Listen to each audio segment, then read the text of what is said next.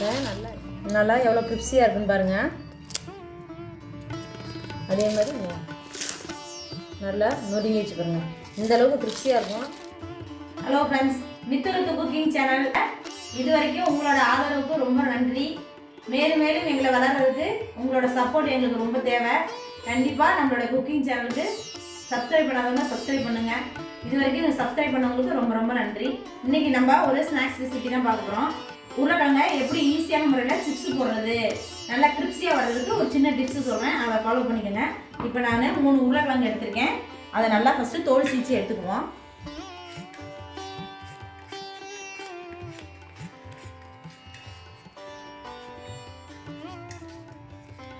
இதை சீச்சிட்டு தண்ணிக்குள்ளே போட்டுருவோம்.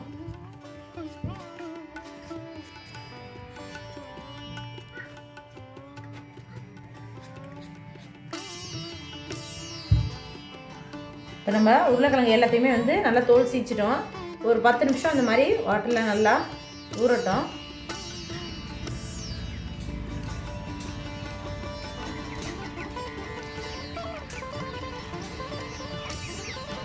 நல்லா ஒரு 10 நிமிஷம் ஆயிடுச்சு. இந்த மாதிரி கழுவிட்டு இந்த மாதிரி பஜ்ஜி சீவிர கட்டை இருக்குது பார்த்திங்களா, இந்த மாதிரி ஒரு ஸ்லைடை வச்சு நல்லா சீச்சுக்குவோம்.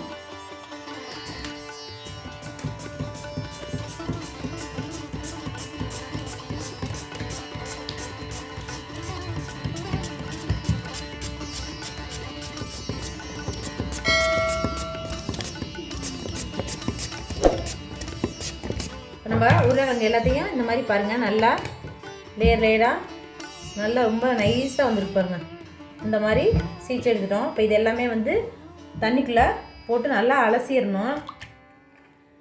இது மாதிரி செய்யுங்க, கண்டிப்பாக அவங்களுக்கு சிப்ஸு நல்லா கிரிப்ஸியாக வரும்.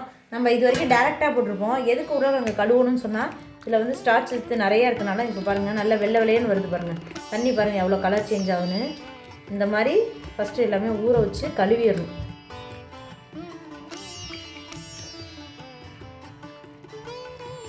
ரொம்ப லேயராக இருக்கும். இதை நல்லா ஊற வச்சிட்டோம்.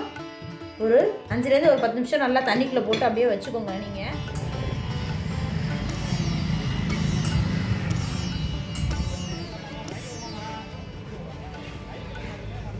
நல்லா ஊறினதுக்கப்புறம் ஒரு கிளாத்து, காட்டன் கிளாத் இருந்துச்சுன்னா அந்த மாதிரி காட்டன் கிளாத்தில் விரிச்சுக்கோங்க. இல்லைன்னா டிஷ்யூ பேப்பர் இருந்தால் டிஷ்யூ பேப்பரில் விரிச்சிட்டு இது மாதிரி ஒன்று ஒன்றா எடுத்து நம்ம காய போட்டுக்கணும். ஒரு 2 நிமிஷம் அந்த தண்ணி பூரா உறிஞ்சுற அளவுக்கு நல்லா காய வச்சுக்கணும்.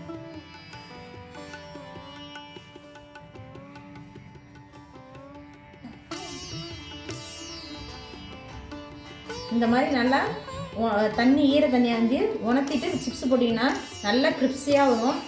இதே மாதிரி நீங்களும் ட்ரை பண்ணி பாருங்கள். இந்த மாதிரி இப்போ எல்லாமே சீச்சை நம்ம பொட்டேட்டோ எல்லாமே இந்த மாதிரி ஒரு கிளாத் வச்சு காய வச்சுருக்கோம்.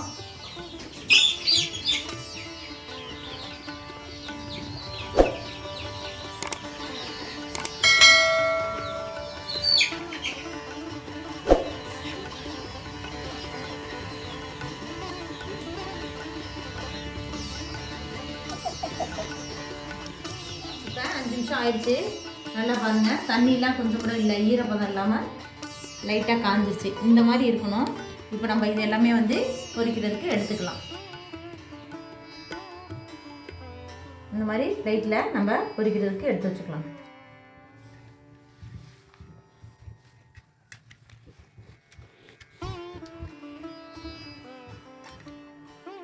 இப்போ இது எல்லாமே உருளைக்கிழங்கு ஃபுல்லாக நம்ம காய வச்சு இந்த மாதிரி எடுத்தாச்சு. இதுக்கு பொரிக்கிற அளவுக்கு தேவையான அளவுக்கு நான் 6 லிட்டர் அளவுக்கு எண்ணெய் எடுத்துருக்கேன். செக்கில் ஆட்டினா கடலை எண்ணெய். இப்போ இதை அடுப்பத்தை வச்சு பொரிச்சுக்குவோம். கடாய் வச்சிட்டோம், எண்ணெய் ஊற்றிக்குவோம்.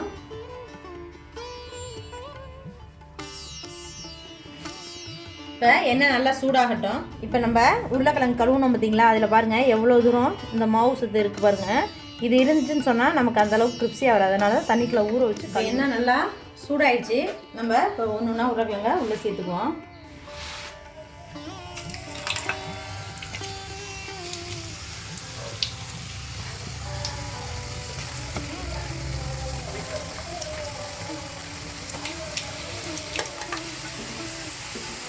ரொம்பவே ஈஸியாக பிகினர்ஸ் கூட செஞ்சிடலாம்.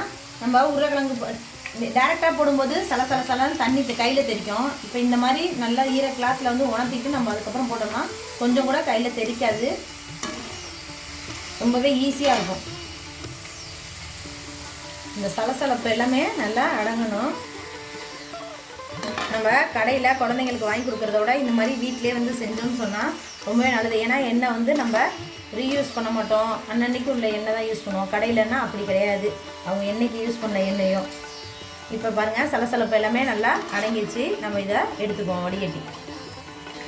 இந்த மாதிரி எண்ணெய் ஃபில்ட்ரு இருந்துச்சுன்னா அதில் எடுத்து வச்சுட்டிங்கன்னா எண்ணெய் ஃபுல்லாக கீழே இறங்கிடும்.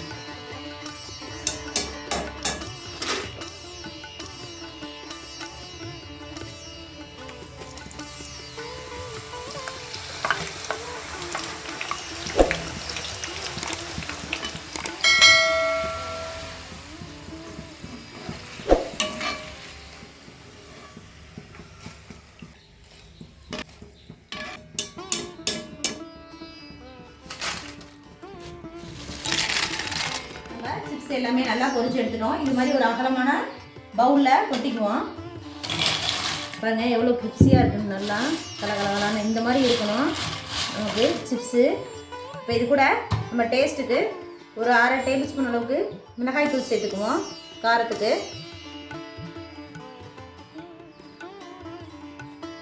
லைட்டாக ஒரு 1/4 டீஸ்பூன் அளவுக்கு மிளகுத்தூள். குழந்தைங்களுக்கு இந்த சளி இருக்குது, இந்த கிளைமேட்டுக்கு ஸ்நாக்ஸ் நல்லா காரசாரமாக சூப்பராக இருக்கும். அதுக்காண்டி 1/2 டேபிள் ஸ்பூன் அளவுக்கு உப்பு இதையும் சேர்த்து நல்லா ஒரு குளிக்கிடுவோம். எல்லாமே உப்பு இதெல்லாமே வந்து படுற மாதிரி அது கிறிஸ்பியாக இருந்தால் தான் இந்த மாதிரி மொறுன்னு சவுண்டு கேட்கும் நல்லா. இப்போ நான் உடச்சி காமிக்கிறேன் பாருங்கள் எவ்வளோ கிறிஸ்பியாக இருக்குன்னு. நல்லா எல்லாமே கிறிஸ்பியாக இருக்குது. நல்லா எவ்வளோ கிரிப்ஸியாக இருக்குன்னு பாருங்கள். அதே மாதிரி எல்லாமே வதவனால இப்படி வச்சோம்னாவே நல்லா நொறுங்கிச்சு பாருங்கள். இந்த அளவுக்கு கிரிப்ஸியாக இருக்கும். நான் ஏற்கனவே வந்து வீட்டிலே வந்து மரவள்ளி கிழங்கு சிப்ஸு இதே மாதிரி கிரிப்ஸியாக எப்படி வரணும்னு சொல்லி வீடியோ போட்டிருக்கேன். அதையும் ஐகானில் செக் பண்ணி பாருங்கள். ரொம்பவே கிரிப்ஸியாகும். ரெண்டுமே ஈஸியான மெத்தட்.